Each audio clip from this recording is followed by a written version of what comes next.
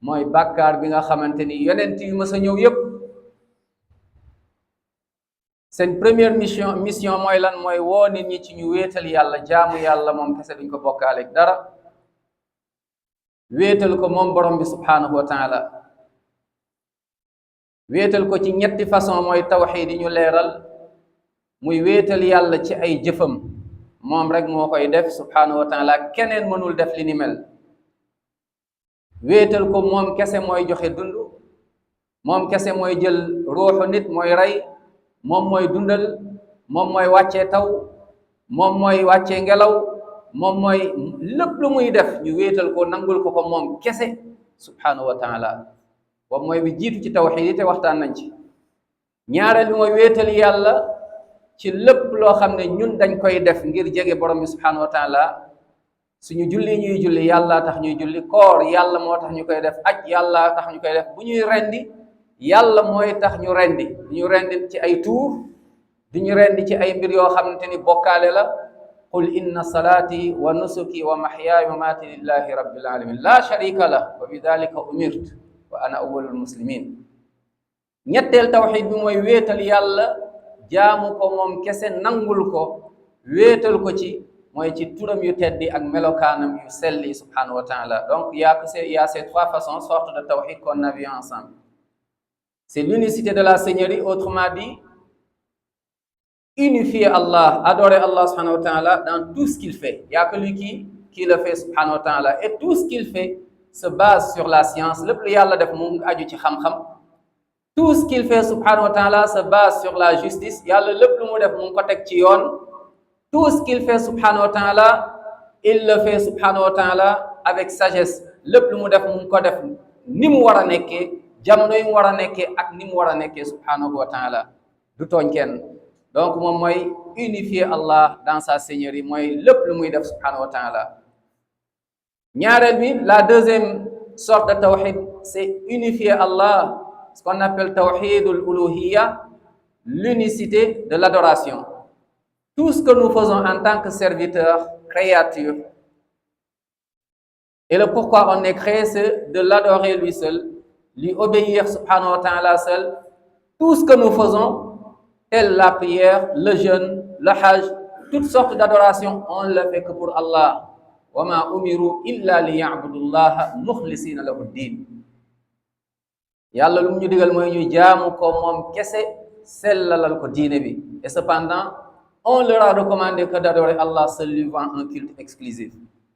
ñetteelu tawhid bi mooy tawhidul asma wa sifat, unifier Allah dans ses beaux noms et ses beaux attributs.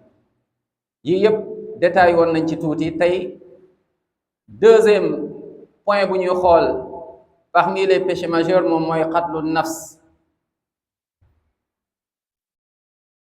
moom la ñuy xool inshallah taala bu dee temps bi permettre nañu ko.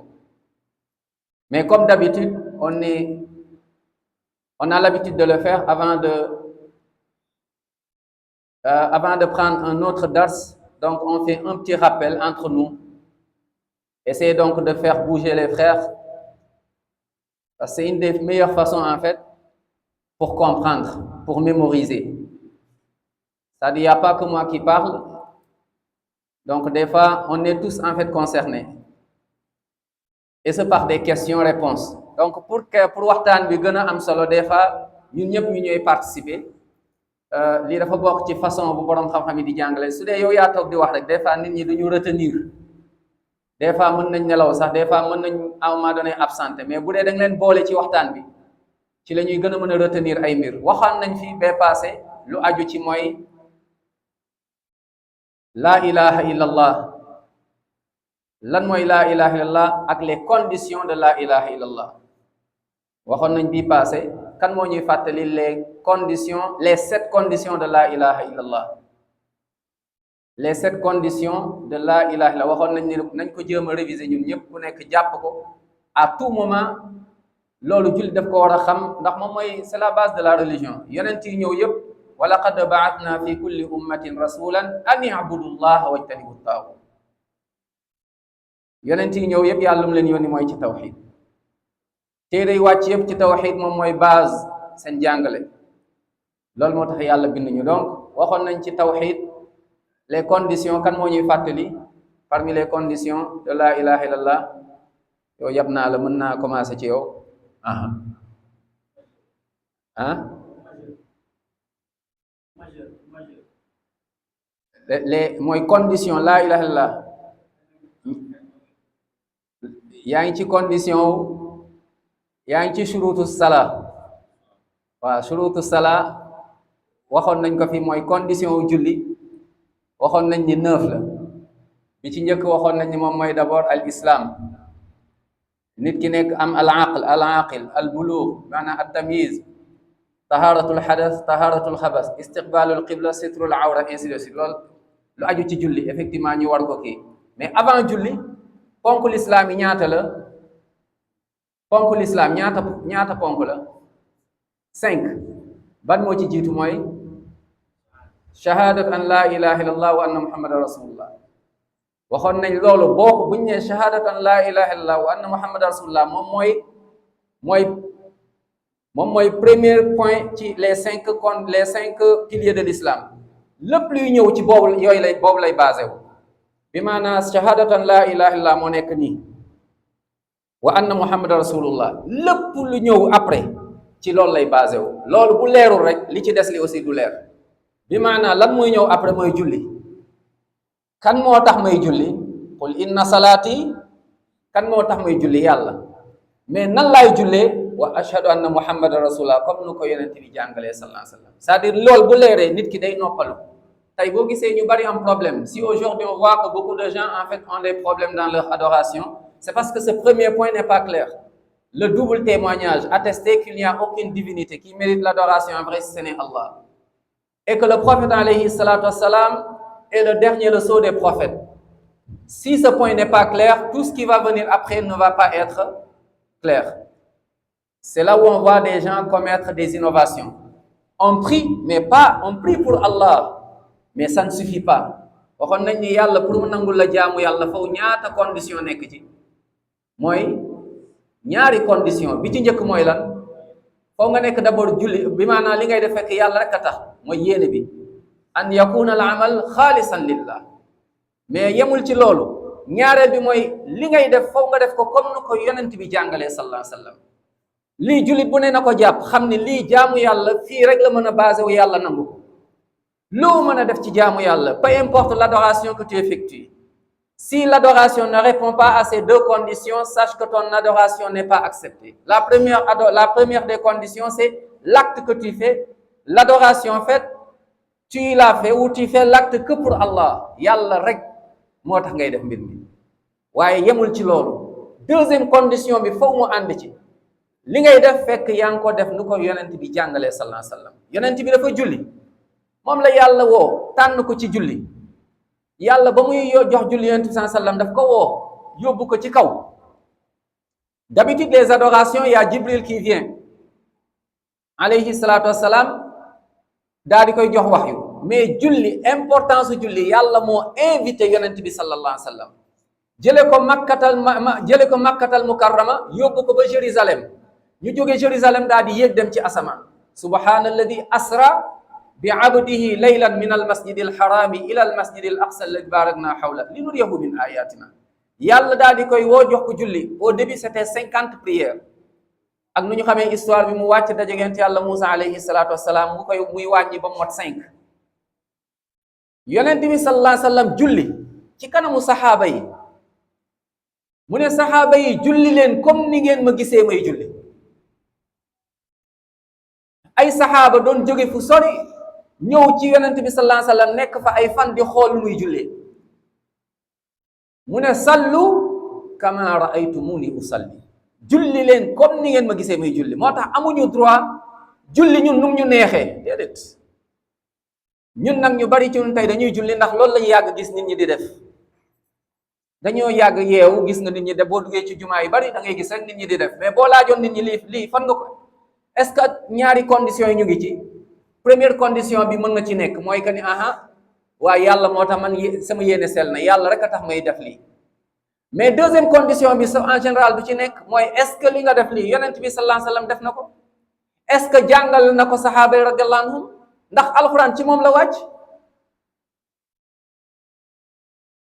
inna anzalna ilayka alkitaba bilhaqqi li taxkuma bayna annas yàlla moo wàccee ci yow téere bi ngir nit ñi lépp ñuy def ñu daal di ciy basé wu te yàlla du ñu nangul jaamu yàlla lu dul fekk nu ko yonent bi jàngalee sallallahu alayhi wa sallam base bi lii faw jullit bu nekk taxaw ci fala wa rabbika la yuminuun xatta yuxakkimuuka fi ma shajara baynahum summa la yajidu fi anfusihim xarajan mimma qadayta wa yusallimu taslima du ñu mës a nekk jullit dëgg-dëgg jullit lu dul fekk li yonent bi jàngale ci la ñuy des yooyu dul jeex wa ma kaana li muminin wala muminatin ida qada allahu wa rasuluhu amran an yakuna lahum alxiyaratu min amrihim. Il n'appartient nullement à un croyant ou à une croyante, une fois qu'Allah et son messager ont décidé d'une chose, d'avoir le choix dans leur façon d'agir. wa man ya'si llaha wa rasulahu faqad dalla dalalan mubina. Quiconque désobéit à Allah et à son messager s'est égaré certes d'un égarement évident. Ay leer nañ yàlla mu ne duma leen nangul jaam bi ngeen li ngeen may jaam lu dul fekk da ngeen ko def ni ko yonent bi defee sallallahu alayhi wa sallam. Qul in kuntum tuhibbuna allaha fattabi'uni yuhibbukumullah. Si réellement vous aimez Allah, suivez-moi. Allah vous aimera subhanahu wa ta'ala. Et si Allah nous aime, wa yaghfir lakum dhunubakum, il vous pardonne vos péchés. Ay yu dul jeex ci alquran ñun nag dañuy jaamu yàlla rek num ñu neexee ñu ngi ci ay bokkaale ñu ngi ci ay bida te pourtant deux conditions mooy tax yàlla nangul la lépp loo mën a def ci jaamu yàlla. Sa aj ba nga yeggee makkatal mukarrama ne yaa ngi aj 8e jour ngeen dem Mina nekk foofu fanaan fa ba le 9e jour ngeen daal di jubal yéen ñëpp dem Arafa nekk fa ba ay timis ñibbi si Musdalifa jullee foofu timis ak gee jamu taxir ngeen nekk fa ba le lendemain ngeen delluwaat fële dem sandi jamaraat après delluwaat Mina ci tanti delluwaat sandi jamaraat loolu lépp faw ñu def ko comme ni ko yonent bi jàngalee sallallahu alayhi wa sallam. moo tax yàlla mu ne ca suratul nisa ay bari na lool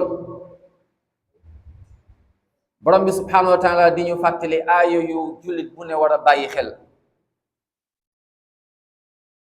wa man yushaqiqi rasula min ba'di ma tabayyana lahu alhuda wa yattabi ghayra sabili almuminin nuwallihi ma tawalla wa nuslihi jahannam wa sa'at masira.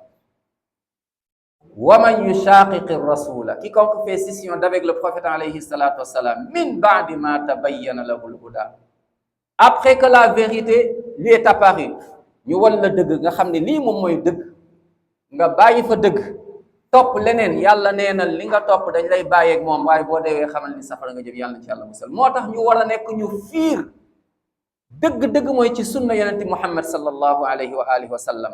suñu julli est-ce que nu may jullee man moo tax képp ku la corriger sa jaamu yàlla santal yàlla bu dee corriger na la ci lu leer. ñun tey dañoo tàmm ay mbir Sénégal dañoo tàmm mbir yi bokkul ci julli dañ ko tàmm rek nit ñi dañ ko yàgg koo ci laaj tey lii fan la ban téere wax ma benn téere buñ ko bind doo ko gis. dañuy julli bu ñuy taaye bu ñuy sëlmal ni asalaamaaleykum loxo yi nii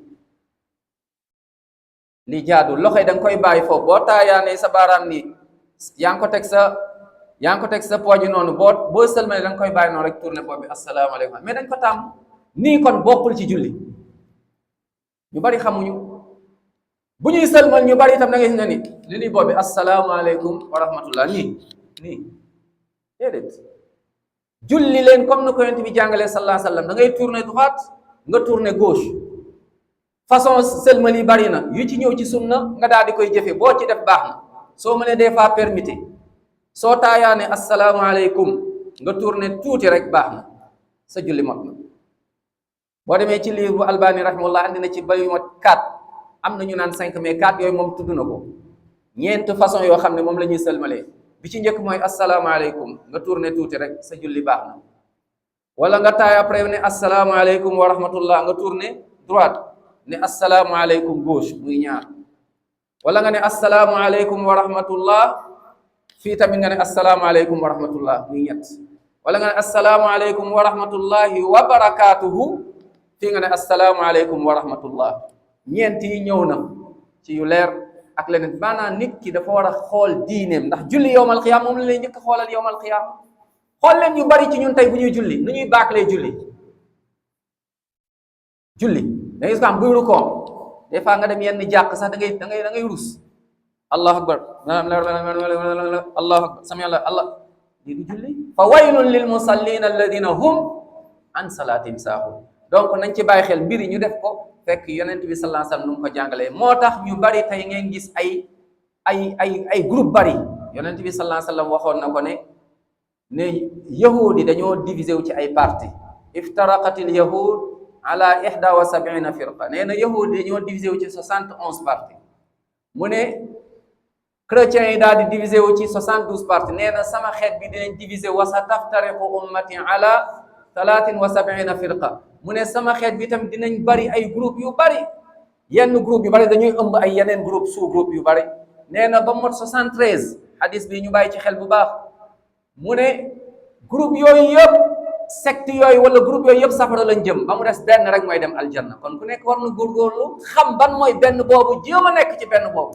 sahaaba yi radiyallahu anhum ne ko man hum ya rasulallah groupe boobu ban la déglu leen tontu bu mu leen tontu ci version mu ne leen man kaana ala mithli ma ana alayhi al yawma wa ashaabi. Ma communauté va se diviser en 73 parties et toutes ces parties vont en enfer excepté une seule partie ou bien un seul groupe. Les compagnons radiyallahu anhum ont posé la question pour savoir ya Rasoul sallallahu alayhi wa sallam, quel est le groupe sauvé, le seul groupe qui va au paradis, les 72 en enfer. Mu ne leen man kaana ala mithli ma ana alayhi. Ceux qui sont et qui seront, ceux qui vont vivre la même chose que je vis aujourd'hui, moi ainsi que mes compagnons radiyallahu anhum. Et dans une autre version, il dit al-jama'a, le groupe.